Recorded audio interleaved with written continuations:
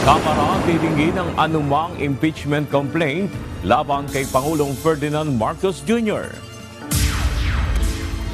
Saldico nais tumestigo laban kay Pangulong Ferdinand Marcos Jr. sakaling umusad ang impeachment case nito. Paghahanap sa mga nawawalang sakay ng MBCA Amihara sa Davao Gulf at MB Devons Bay sa West Philippine Sea nagpapatuloy.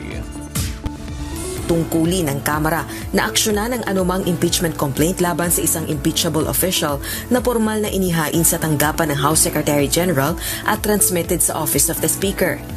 Ayon ito kay Presidential Son, House Majority Leader at Ilocos Norte 1st District Representative Sandro Marcos. Ginawa nito ang pahayag matapos maihain ang impeachment complaint ng abogadong si Andre De Jesus laban kay Pangulong Ferdinand Marcos Jr.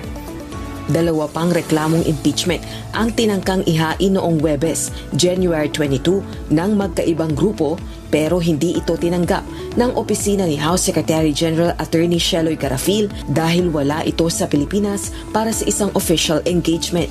Ayon kay Congressman Marcos, may constitutional duty ang Kongreso na i-refer ang impeachment complaint sa House Committee on Justice sa sandaling malagay ito sa order of business at mabasa sa plenaryo. Dagdag pa nito, dapat tinggin ng Kamara ang anumang isasampang impeachment complaint kahit ito pa ay laban sa kanyang ama, ang bansa. Sa Lunes, January 26 na ang balik sesyon ng Kongreso at pinangangambahan ng ilang kampo na agad na ma-refer sa House Committee on Justice ang unang impeachment complaint laban kay PBBM na pinaniniwalaan ng ilan na walang batayan at ebidensya. Sa sandaling mangyari ito, wala nang ibang reklamong impeachment na maaaring maihain laban sa Pangulo sa loob ng isang taon dahil epektibo na ang one-year bar rule sa paghahain ng impeachment laban sa isang impeachable official. Nagpahayag ng kagustuhan si dating Ako Bicol Party List Representative Saldico na tumestigo laban kay Pangulong Ferdinand Marcos Jr. sakaling umusad ang impeachment case laban dito. Ayon kay dating party list Congressman Michael Defensor, isa sa complainants ng kasong impeachment laban kay PBBM, nais ko na isiwalat ang kaniyang nalalaman sa mga bigayan ng pera, katiwalian sa budget, and program allocation at iba pang graft and corruption issue na konektado umano ang Pangulo. Dagdag pa ni Defensor, nagtangka na noon na magsalita si Ko, subalit hindi ito pinagbigyan ng Senate Blue Ribbon Committee. Malaki ang pag-asa ng grupo ni Defensor na papayagang humarap at tumestigo si Ko sa impeachment court. Aminado si Senate Deputy Minority Leader J.B. Ejercito na isa siya sa nakinabang sa sistema ng political dynasty sa bansa. Gayunman sa isang panayam, sinabi nito na susuporta siya sa pagpapasa ng Anti-Political Dynasty Bill. Ayon kay Ejercito, pinoproseso na ni Senate President Pro Tempore Panfilo Lacson ang schedule ng hearing para sa mga panukalang batas na magbabawal sa political dynasty na naihain na sa Senado. Marami anya sa mga senador ang nagbigay ng interes na dumalo sa nasabing pagdinig. Dagdag pa ng senador, marami ngayon ang may potensyal na magsilbi sa bayan, subalit kulang ng makinarya kaya naniniwala anya siya na panahon na upang sila naman ang mabigyan ng pagkakataon sa posisyon. Hinihikayat ni Senador J.B. Ejercito si dating Speaker Martin Romualdez na humarap sa Senado matapos mabanggit ang kanyang pangalan sa nagdaang Senate Blue Ribbon Committee kaugnay ng flood control scandal. Ito rin ang nais ni Senador Risa Hontiveros kasunod ng pahayag ng dalawang witness na sinabihan sila ng contractor na si Curly Discaya na ang bahay na inuupahan ng kanilang employer ay nabili na ni Romualdez. Nauna nang itinanggi ni Romualdez ang anumang koneksyon kay Discaya. Tinanggihan na rin ni Romualdez ang dating imbitasyon ng Senate panel na investigasyon. Ayon kay Ejercito, nailahad na ng marami ang kanilang panig kaya't hinihintay na lang nila na si Romualdez naman ang magsalita. Pangunahin sa listahan ng alalahanin ng mga Pilipino sa unang pasok ng taong 2026 ang sweldo ng mga manggagawa. Ito'y batay sa inilabas na resulta ng pinakahuling tugon ng masa survey ng Octa Research Institute, kung saan 47% sa Luzon at Visayas ang nais iprioridad ng pamahalaan ang maitaas ang sahod. Ipinagpapatuloy ngayong umaga ng Philippine Coast Guard ang search and rescue operation para sa 4 na natitirang Pilipinong tripulante ng MV Devon Bay na nananatiling nawawala.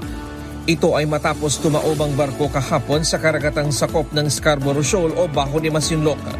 Base sa pinakahuling naitalang posisyon, nangyari ang insidente humigit kumulang 141 nautical miles sa kanluran ng Sabangan Point, Agno Bay, Pangasinan. Pasado alas 7 ng umaga, nagsagawa ng aerial search ang PCG Islander aircraft habang ang BRP Teresa Magbanwa ay nagpapatuloy sa radio communication sa mga nagdadaang sasakyang pangdagat sa lugar. Security, security, security. Attention all ships, attention all ships, attention all ships. This is Philippine Coast Guard vessel BRP Teresa Magbanwa, MRRV 9701. Sa ulat ng Chinese PLA Southern Theater Command, 17 tripulante ang na-rescue ng China Coast Guard kahapon. Sa mga ito, 14 ang nasa stable condition, 2 ang kumpirmadong nasawi at 1 ang patuloy na ginagamot. Ang MV Devon Bay ay isang Singapore Flag General Cargo Vessel at lahat ng 21 tripulante nito ay mga Pilipino. Galing ang barko sa Zamboanga del Sur at patungo sana sa Yangjiang, China. May karga itong iron ore nang mangyari ang insidente.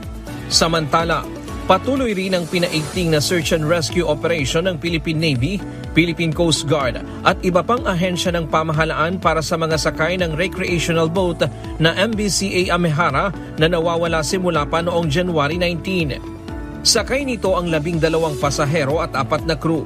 Isa sa mga crew ang nailigtas ng PCG matapos makitang palutang-lutang noong Martes ng umaga sa karagatan ng Sarangani.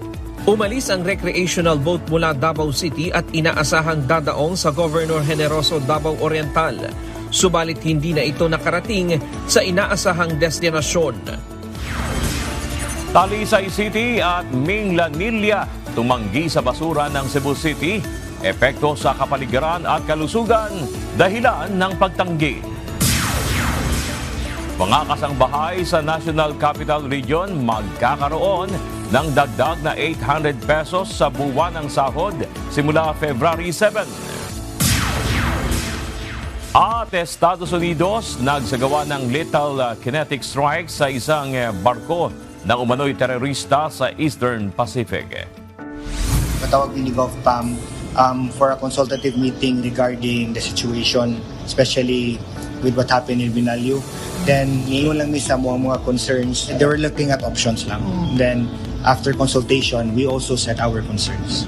Humaharap sa malaking hamon ang Cebu City sa pangangasiwa ng araw-araw nitong basura matapos isara ang pangunahing landfill ng lungsod sa Barangay Binalyo, kasunod ng pagguho na ikinasawi ng ilang individual.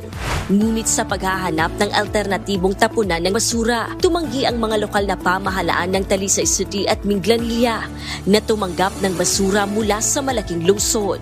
Pangunahing ikinakabahala ng 2 LGU ang posibleng epekto nito sa kapaligiran at kalusugan ng publiko, gayon din ang limitadong kapasidad ng kani-kanilang landfill sites. Sa isinagawang emergency meeting na pinangunahan ng Department of Environment and Natural Resources o DENR, tinalakay ang mga posibleng alternatibong tapunan ng basura para sa Cebu City.